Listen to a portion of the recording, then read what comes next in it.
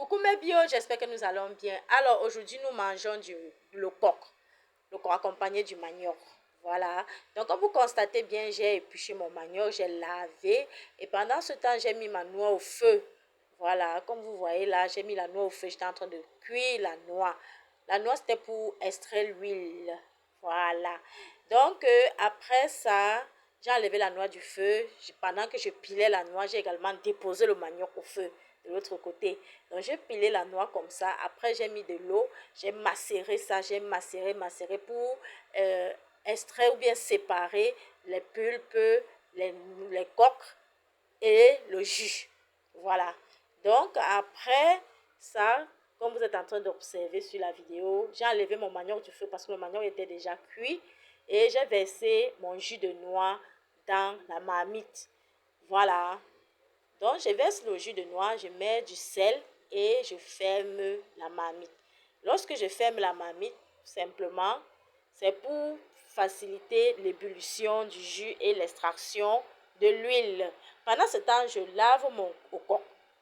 Il faut laver toujours le coq soigneusement parce qu'il y a les débris de tiges, les insectes, du sable dans le coq. Donc, très important de bien laver. Vous savez, lorsqu'un repas contient du sable, c'est désagréable. Même s'il est bon n'importe comment, il n'est plus agréable à manger. Donc, entre-temps, regardez vous-même comment l'huile était déjà en train de monter à la surface. Regardez vous-même. Oh, c'est de la chimie pure. La biochimie.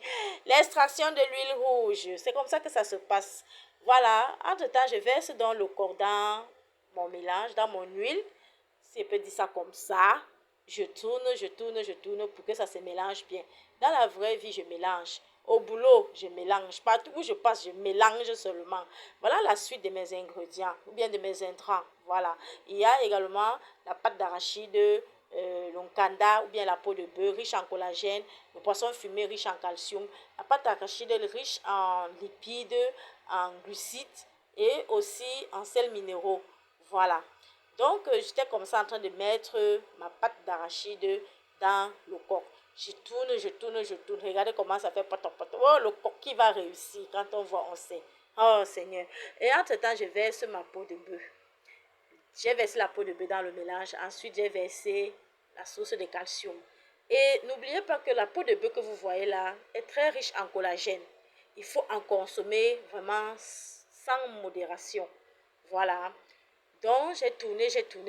Regardez vous-même. Regardez, c'est pas ce qu'on vend à Yaoundé là que... Oh, non, ça c'est le bio. Voilà, j'étais en train de mettre ma poudre de crevettes, l'arôme crevette comme vous voyez. Après, je mets un peu d'eau, je tourne encore également. Je vérifie l'assaisonnement, je tourne et tout. Alors, le coq que vous voyez là est un repas très riche. C'est un repas complet.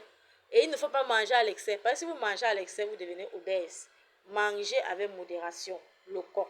Très bon pour la santé. Et il est préférable même de manger ça avec du manioc, les tubercules de manioc. Cette racine contre la faim. Voilà. Vous regardez vous-même comment ça arrive ici. Moi-même, je goûtais.